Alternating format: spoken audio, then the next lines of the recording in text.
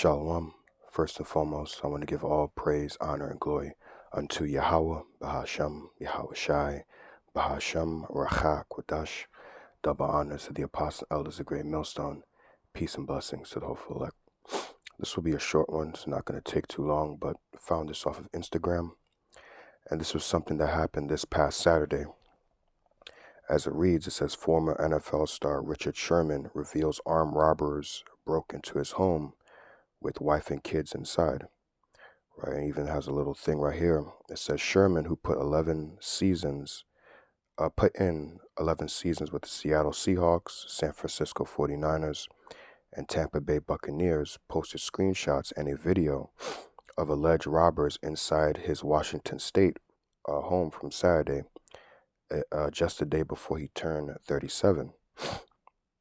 Right. It says, house being robbed at gunpoint with family in it isn't what anyone wants for a birthday gift, Sherman said on X, which was formerly Twitter. In reply to comments, he mentioned that police informed him 5 homes in his area had been hit, with the robbers sneaking through his backyard and his neighbor's fence to take a phone. Right, so this past weekend, his house was broken into, right? And like I said, I just have a couple of precepts just to bring out going into this, but I just want to show this first, that this is what he put up on Twitter, and then this is essentially what happened.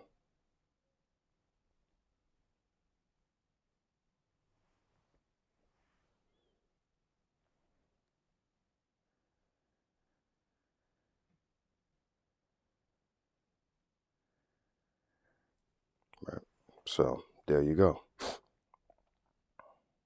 So here it is. This is a guy who, if you know about sports, this is a guy. He was really a shit talker, primarily with the Seattle Seahawks. Richard Sherman. He had his better days, his better years with Seattle Seahawks, winning the Super Bowl. I think it was Super Bowl 48, if I'm not mistaken, when they played against Denver, and it was pretty much a blowout game. If you know about sports, but just to let you know what type of guy this is, at least in the sports world. This is a guy who, again, was formerly, a cornerback for the Seattle Seahawks, 49ers, and Tampa Bay Buccaneers. And he was a good corner. Probably, would probably go down as a Hall of Fame cornerback, if not, a very good corner in the NFL. Having won a Super Bowl, especially as well on his resume, that would make it look really good that he could possibly go down as a Hall of Fame cornerback. This guy is a reclaimed, NFL star. He has his thing. If you watch sports, he has his thing where he does the Amazon Prime Thursday Night Football stuff. So he's like an analyst or spokesperson. You know that they have the people that speak about the game before and after the post and the pre and post game, thing that they little do. So this is a guy that, has been able to make a career for himself in the NFL, 11 seasons. Not a lot of people could say that they played for 11 seasons, pretty much almost a decade. Not, when you play sports, especially a violent sport like football, there's a acronym, it's called NFL, the National Football League, but there's another acronym that people call the not for long, because you're not expected to last for long in the NFL due to multiple reasons. One of the main reasons is injuries. Right? But here it is. This is a guy that's a claimed superstar, was a superstar in the NFL. He's respected, amongst his peers in the NFL and things like that. And something like this happens to him, which you're going to see that in these coming times, that these things are going to happen to the great and the small alike. Like, just because you may be a former superstar and things like that, you've put in your time and your years in the NFL, does not mean that Jacob's trouble, the hard times, is going to hit you as well. Excuse me 1 second. All right, I apologize for the pause right there. But just to get back my train of thought, like I was mentioning about Richard Sherman, he's an acclaimed superstar, former NFL star. And like I was saying, that essentially when Jacob's trouble happens, this is going to happen to the small and great alike. Whether you're a superstar in the world or not a superstar in the world, everyday average individual, Jacob's trouble is going to touch everybody, right? These things are going to happen to everybody. Just because you were somebody in this world, right? Whether you're, the Jay-Z's, the Kanye West, excuse me, right? Or like a Richard Sherman, right? A guy that has, uh, made something of himself in society, right? The typical thing with Jake is that, you were in the hood, struggling. If you watch like football documentaries, a lot of times you hear that about former NFL players. They were the son of a mother, right? And I think, like, let me use LaDainian Tomlinson for an example. I think LaDainian Tomlinson had like seven other brothers, if I'm not mistaken, and things like that. And pretty much the typical story of struggling and things like that. And then they pursued a career in football and, made something of themselves, got out of that struggle. I did it for you, mama, all that type of stuff. And then, were able to make something of themselves. And even though you have done that, when the time comes, when these hard times comes, i.e. Jacob's trouble, it doesn't matter if you have done all these great things. Jacob's trouble is still going to affect you. And that's why for the first precept I have here is Matthew 6 and verse 19. It says, lay not up for yourselves treasures upon earth, where moth and rust doth corrupt. So let's deal with that first part there. What is your treasures? Treasures is something that you value, right?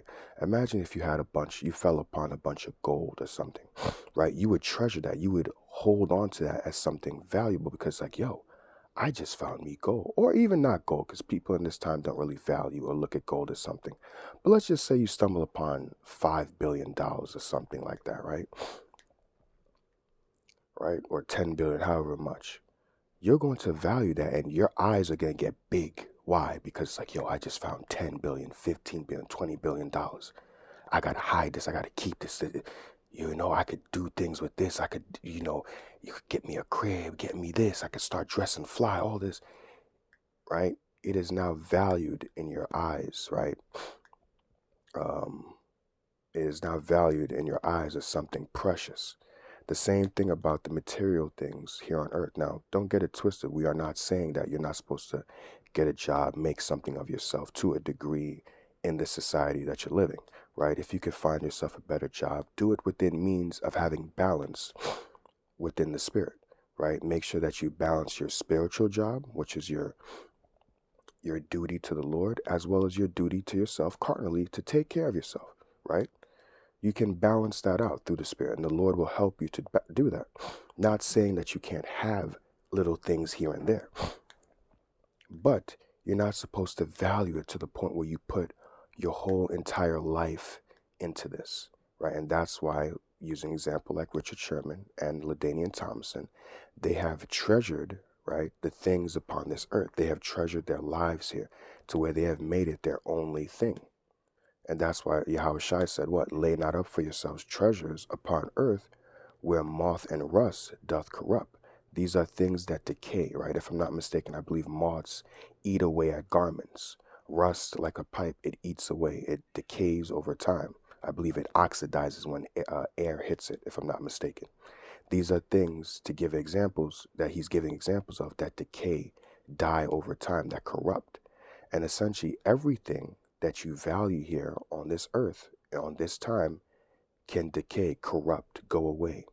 A woman can walk out on you, or she can be stolen from you. Either way, right? Your children, or she can die. Your children, the same thing. Your children can die. So these things that you value, that you put so much effort and time into, can be taken away from you. You see? This is why you lay not up for yourselves treasures upon earth, where moth and rust doth corrupt. There is an opportunity, a chance of you losing your woman, which a lot of men value. You can lose your churn, which a lot of people value, which is understandable, but you cannot put these things above the Lord. Because once you do, even if you put these things above the Lord, they can still go away. Your woman can still leave you. Your children can still be taken away from you. Because remember, they don't belong to you. They belong to the Lord. Right? And it says where thieves break through and steal. And with that video that I just showed you with Richard Sherman, that's almost literal, right? Right now, in the spiritual sense, thieves breaking through and stealing something is, when you think of it in a metaphorical sense, right? Thieves breaking through and stealing something, hey, that thing that you treasured was now taken away from you, i.e., the examples I gave, such as your woman, right? She can be taken from you by another man or stepping out on you, or your children, your children losing their lives, right? But but in a physical sense, or literal sense, I should say, as you saw the example of Richard Sherman, people are literally breaking through into his house because that's the society we're living in, and that's I have Second Ezra 15. I'll get that after the society that we're living in, and it's only gonna get worse. Verse 20. But lay not up for you. I'm sorry. Excuse me. But lay up for yourselves treasures in heaven, where neither moth nor rust doth corrupt, where thieves do not break through and steal. See, your mindset is supposed to be on the heavenly things, the kingdom to come, where you have a everlasting and eternal treasure up in the heavens, right, in the world to come, right, where it's not possible for you to lose these things, right, so long as you endure unto the end, right? So this is where your mindset, this is where your true treasure, where your mind is supposed to be, right? Because as Yahushua says, verse 21, for where your treasure is, where you value something, there will your heart be also. So whatever you value, whatever you treasure, your mind is going to be towards that. So hey, if you lay up for yourselves treasures in heaven, right, your mind is also going to be on heavenly things. That's where your mind is going to be focused on. But if you lay up for yourselves treasures upon earth, your mind is going to be there, going to be upon that, and what? These things can be taken away from you. But hey, if your treasures is upon heaven, these things cannot be taken from you so long as you endure unto the end. See? And just using the Richard Sherman example, people literally breaking through into his house. Now I'm going to hold on the back end here, Matthew 24, but we're going to go to Second Ezra's.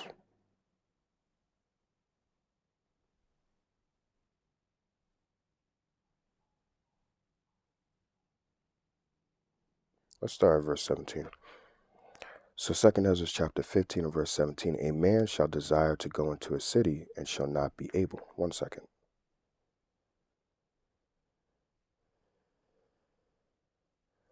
And that's going into eventually things are going to get so difficult, or things are going to get so crazy that eventually you're going to have checkpoints, right? Block off points to where you can't go into a particular city.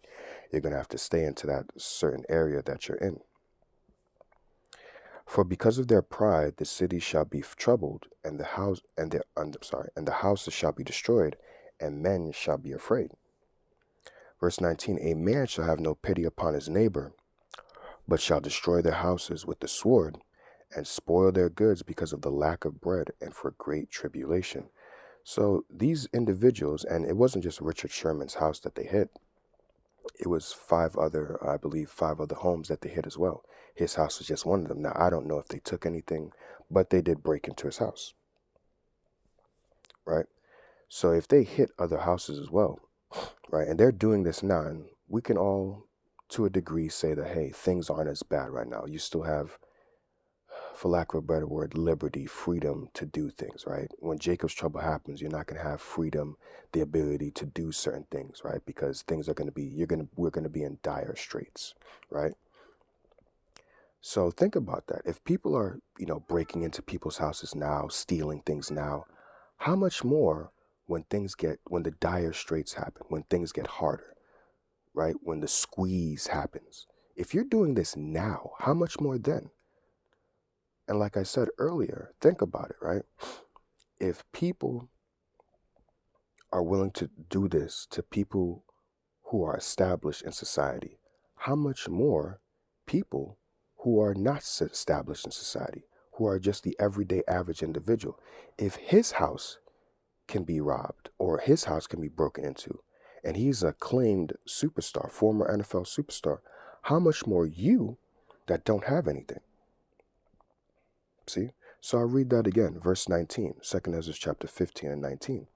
A man shall have no pity upon his neighbor, but shall destroy their houses with the sword, weapons, whether that be a gun. And in the video or in the picture, you saw that an individual had a gun in his hand. For you looking at the video, it would be in his left hand, but really from his point of view, it's in his right hand, right? So he had a gun, and if you think about it, with a gun, you get a gun for two things: attack and defense. Either you're going to use it to forcibly take something from somebody by using the gun, or you're going to use it to defend yourself in case, to threaten the person saying, hey, I have a gun. If you try anything, I'll shoot you, right? So it doesn't have to be just a gun. It could be a bat, machete, whatever have you, right? And spoil their goods, which is the material things in their house, food, whatever, because of the lack of bread and for great tribulation. So people, when all hell breaks loose, when Jacob's trouble happens, right? People are going to be breaking into other people's houses because of the lack of bread, because there's not a lot of food, right? Because there's not going to be a lot of food in the grocery stores, right? And things like that. That's going to be like the first place that people hit, you see? So then people are going to say, hey, if there's no food here, then it must mean more. My neighbors got food. Let's hit their spots. Let's go into their houses. And this example of Richard Sherman is just an example of things to come. You see, people may look at this and be like, well, that happens. But this isn't just something that happens. This NFL season that just passed, there was a numerous amount of NFL players that were saying that, hey, their houses either got broken into or it was a potential spot for their house to get broken into. See, this is becoming a theme now. This is becoming a thing. So how much more in Jacob's trouble? See, the Lord is allowing things like this and letting things like this to happen to show examples of the things that are going to come, like, i.e. the example, 2 Ezra 15 and 19, to show you the forecoming of the things to come. You see?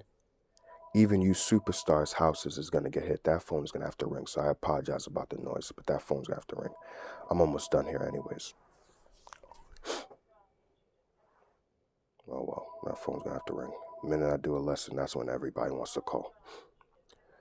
And this is Matthew chapter 24 and verse 12. It says, and because iniquity shall abound, the love of many shall wax cold. So because things are going to get so dire, right? I believe, yep.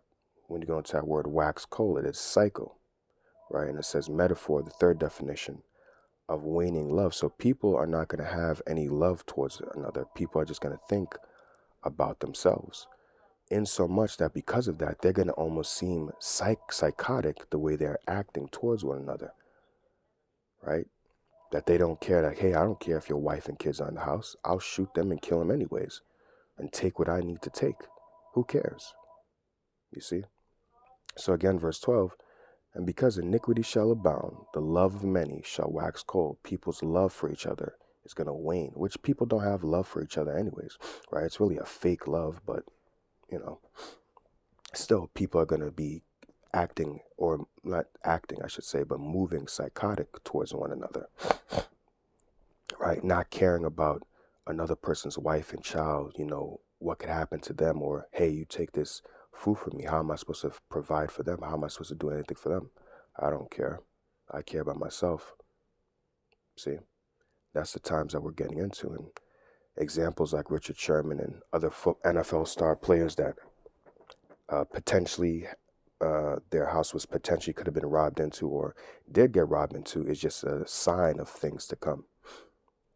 So like I said, don't want to make this too long, but just want to throw that out there to let people know of things that are happening, even something as small as this.